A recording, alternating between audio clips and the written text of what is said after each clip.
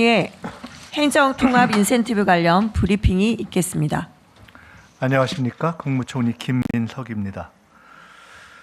대한민국은 그동안 수도권 중심 국가발전 전략 추진으로 급속한 경제 성장을 이끌어 왔습니다. 하지만 지금은 산업, 인구, 인프라의 수도권 집중이 성장 동력이 아닌 국가발전의 걸림돌로 작용하고 있습니다. 수도권 일극 체제의 심화로 서울은 집값 폭등, 교통 혼잡 등 극심한 비효율이 발생하고 지역은 인구 감소로 인한 지방 소멸 위기에 처해 있습니다. 대한민국이 강해지기 위해서는 지역이 강해져야 합니다. 지역 균형 발전은 지역을 배려하는 정책이 아닌 지속 가능한 미래를 위한 생존 전략입니다. 정부는 대한민국의 재도약을 위해 수도권 중심 성장에서 지방 주도 성장으로의 대전환을 올해 국정과제 중 가장 우선순위에 두고 추진할 계획입니다. 그 핵심 수단 중 하나가 바로 광역 지방 정부 간 행정통합입니다. 행정통합은 단순히 지도를 다시 그리는 일이 아닙니다. 생활권과 경제권을 하나로 묶고 교통과 산업, 복지와 안전을 함께 설계하는 일입니다. 이를 통해 통합된 지역이 국가 발전의 한 축으로 도약할 것입니다. 정부는 행정통합을 성공적으로 추진하고 통합이 곧 지방의 성장으로 연결될 수 있도록 지역 주민이 체감할 수 있는 4대 분야에 대한 파격적인 인센티브를 마련하였습니다.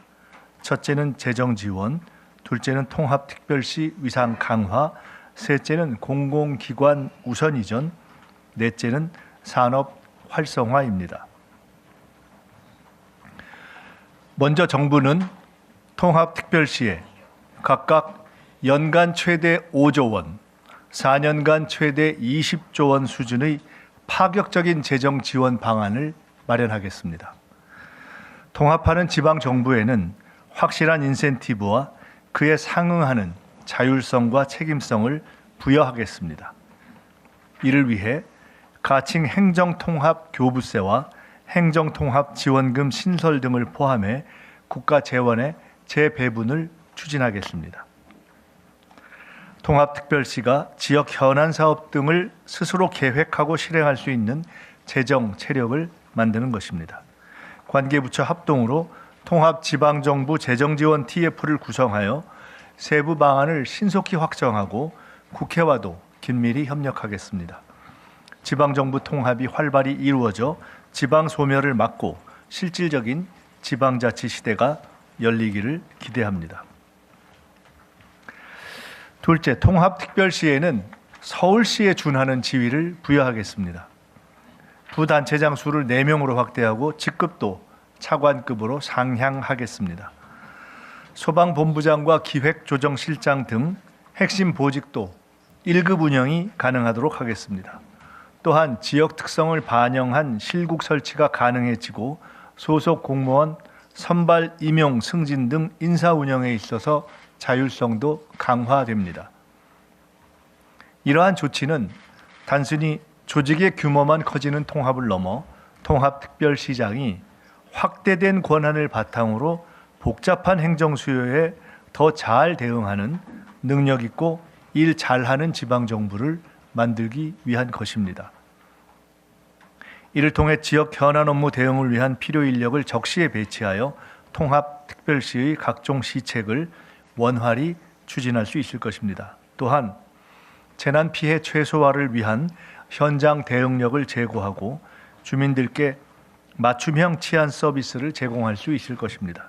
정부는 통합특별시가 경쟁력 있는 지방정부 모델로서 지역 발전을 주도해 나갈 수 있도록 지원하겠습니다. 셋째, 공공기관 이전 등에 있어 통합특별시를 적극 우대하겠습니다. 27년 본격 추진 예정인 2차 공공기관 이전 시 통합특별시 지역을 우선 고려하되 구체적인 이전 기관 등은 지역 선호, 산업 여건 등을 고려하여 추후 논의해 가겠습니다. 또한 현재 통합특별시 내에 있는 국가 소속의 특별 지방행정기관 업무도 이관하겠습니다.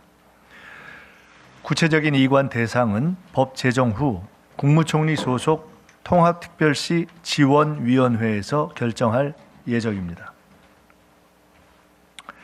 공공기관 이전은 지역 내 양질의 공공 일자리 창출을 통해 청년 인구 유출을 방지하고 교육, 의료, 교통 등 각종 생활 인프라 구축을 통해 지역 생활 여건이 개선되는 직접적 계기가 될 것입니다.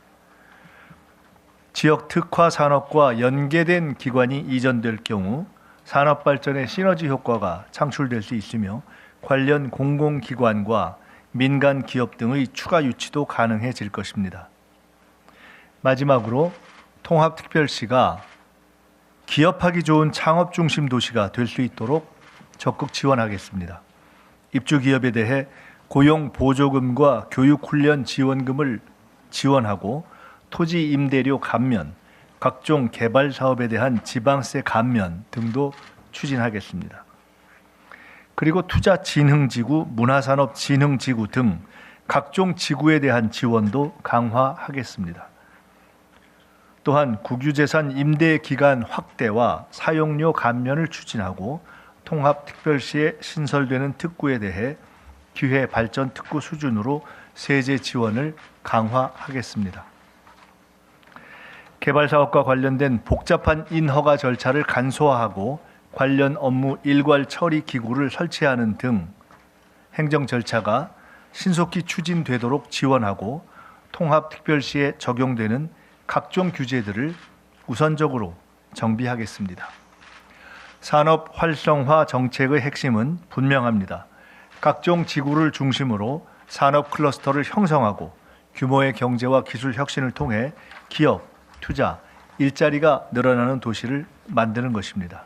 지역 경제가 살아나면 이것이 다시 지방 재정 확충으로 이어질 수 있는 선순환 구조로 이어질 것입니다.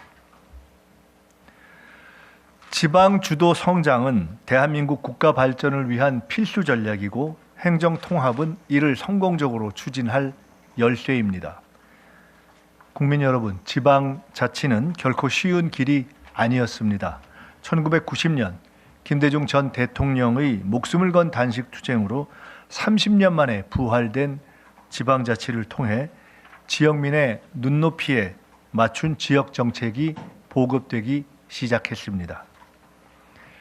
광역지방정부의 통합도 쉽지 않은 길일 것입니다. 분리된 지 수십 년이 지나면서 발생한 제도의 차이를 정비하는 것은 결코 작은 일이 아닙니다. 무엇보다 지역 전체의 이익보다 작은 기득권을 앞세우는 이들도 있을 것입니다. 하지만 대한민국의 발전을 위해서 우리는 더 이상 시간을 지체할 수 없습니다. 바로 지금이 통합의 적기입니다. 실질적인 지방자치의 완성으로 나아가는 길입니다. 정부는 통합을 통해 국민 여러분께 더 나아진 삶, 더 나은 미래, 더 많은 기회가 생길 수 있도록 확실히 뒷받침하겠습니다. 이번 인센티브뿐 아니라 국무총리 소속으로 지원위원회를 마련해서 통합특별시를 지속적으로 지원하고 통합특별시가 5급 3특의 핵심 축으로서 성공적으로 출범 성장할 수 있도록 하겠습니다. 국민 여러분께서도 통합특별시에 대한 지속적인 관심과 응원을 부탁드립니다. 감사합니다. 네, 이상으로 브리핑을 마치겠습니다. 이어서 발표와 관련하여 질의응답 시간을 갖도록 하겠습니다. 질문하실 기자분께서는 손을 들어주시고 소속과 이름을 말씀해 주시기 바랍니다. 네, 기자님. 네, 안녕하세요. 저 매일경제신문 류영욱 기자라고 합니다.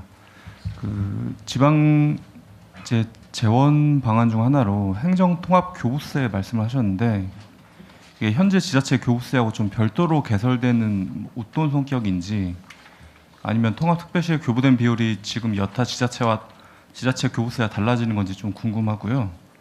그리고 국정과제에서도 포함된 국세, 지방세의 비율 조정 같은 건 이루어지지 않는지 추가적으로 통합특별시에 대해서 이 비율이 달라지는 건지 여부도 좀 궁금하고 마지막으로 행정통합지원금 신설을 하겠다고 했는데 이게 뭐 재원 마련이나 좀 구체적으로 어떤 식으로 이루어지는지 좀 설명을 좀 부탁드리겠습니다.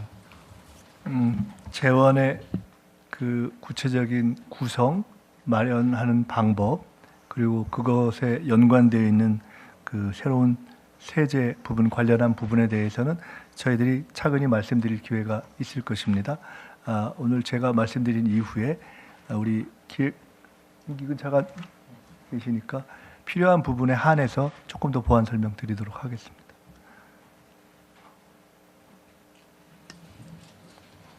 다른 질문 있으십니까?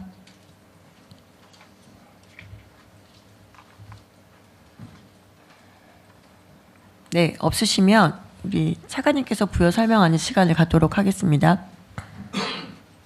네. 네. 감사합니다.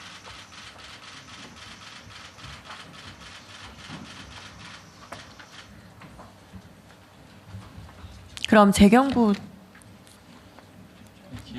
기획처 차관님께서 설명을 하도록 하겠습니다.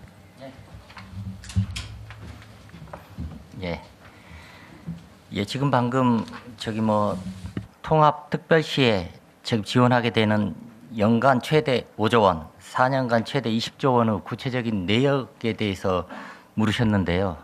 그 내용하고 관련해서는 지금 방금 총리께서 설명드린 대로 관계업체 합동으로 그리고 또 지역 의견도 듣고 국회 의견도 듣는 통합지방정부 재정 TF를 구성을 해서 여기에서 세부적인 방안을 논의할 예정으로 있습니다.